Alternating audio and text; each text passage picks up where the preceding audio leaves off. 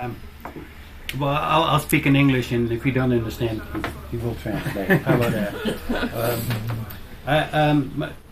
My background in testing started in the state of Illinois, where I was in charge of about the test for 1.5 million students. Every year, they have a grade of 150,000 kids who take reading, and they take math, and they take science.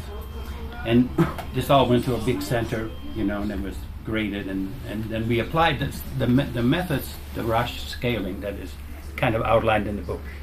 And my job was to explain later, to go around to some schools in the state of Illinois and explain how the test works, how the computation works, what the scores mean, blah, blah, blah, blah.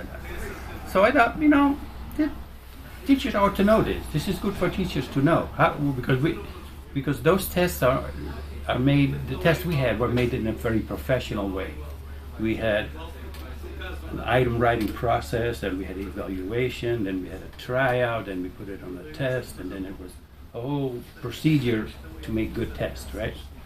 And it dawned on me, well, I mean, we've all gone to school. We all know what teachers do. They write questions, and you answer them, fine. But with a little bit of extra work, you could probably you could do interesting things with tests. So that's my background, and then later I got involved in tests for clinical populations, for psychiatry, psychology, job application tests and stuff like that. I even worked in online dating. Some of you may have taken my test. I don't know if you have, but you could have. But throughout, there's you can make this very complicated, mathematical, but that's not. There's a simple. You can get 80-90% of all the good properties by being very simple rules, and that's what we try to put in the book. The simple stuff that works really well, and that will get you a long way. That was my purpose. And the book is written for teachers, right? I mean, not for testing special. Well, they can read it, but it's meant for teachers. What I hope you find in the book is the best rules you can use to make better tests in schools, in general, including in schools, of course.